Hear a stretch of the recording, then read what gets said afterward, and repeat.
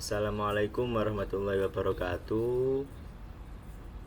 Perkenalkan, nama saya Muhammad Barul Ulum dengan nomor induk mahasiswa 080204250899 dengan nomor absen 21.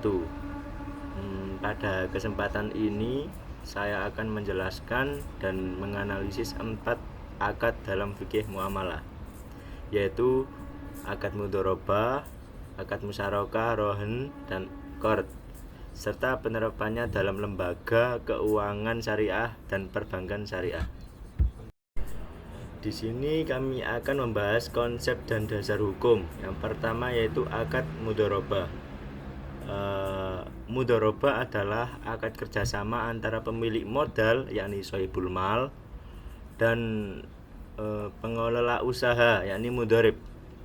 Keuntungan dibagi sesuai nisbah yang disepakati, sedangkan kerugian ditanggung pemilik modal kecuali akibat kelalaian pengelola.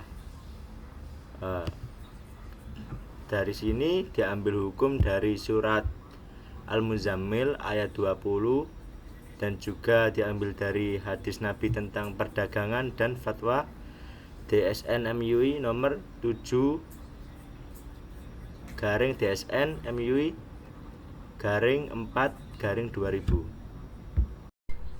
Yang kedua, kita akan membahas akad musyarakah. Musyarakah ialah akad kerjasama di mana kedua pihak sama-sama menyertakan modal, lalu keuntungan dibagi sesuai kesepakatan.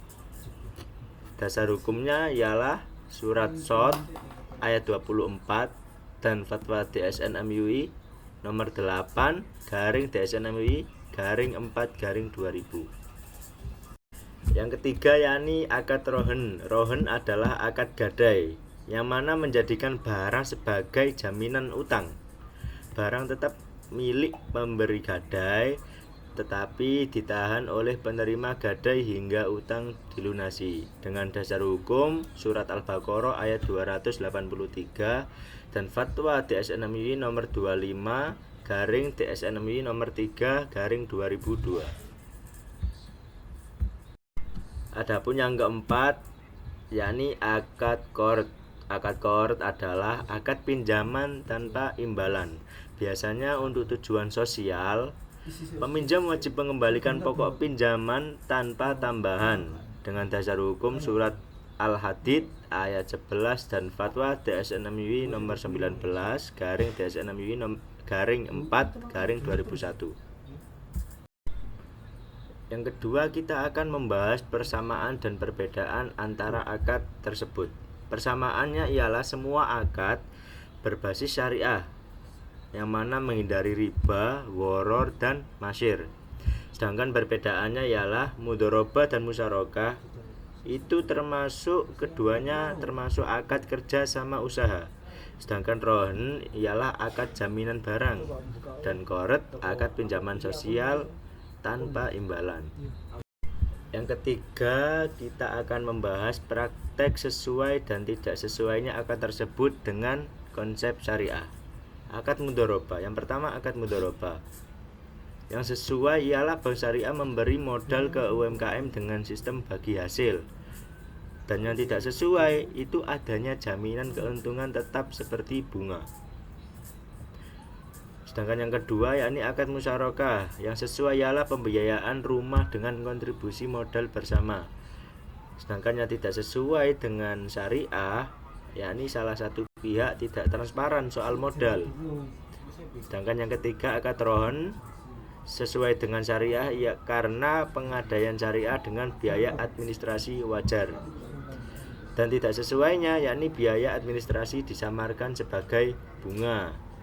Sedangkan yang keempat, akad qard sesuai dengan syariah ialah pinjaman sosial tanpa tambahan. Sedangkan tidak sesuainya adanya syarat pengembalian lebih dari pokok pinjaman. Sekarang kita akan membahas argumentasi tentang akad tersebut. Contoh yang sesuai syariah mengikuti dalil Al-Quran, hadis, dan fatwa DSN MUI sehingga adil dan berkah. Contoh yang tidak sesuai syariah mengandung unsur riba, gharar atau masyir sehingga bertentangan dengan prinsip-prinsip muamalah Islam. Sebagai kesimpulan, akad mudharabah, musyarakah, rohan, dan qard memiliki peran penting dalam menjaga keadilan dan keberkahan transaksi di perbankan syariah. Semoga dengan penjelasan saya ini bisa bermanfaat dan menambah pemahaman kita tentang fikih muamalah. Assalamualaikum warahmatullahi wabarakatuh.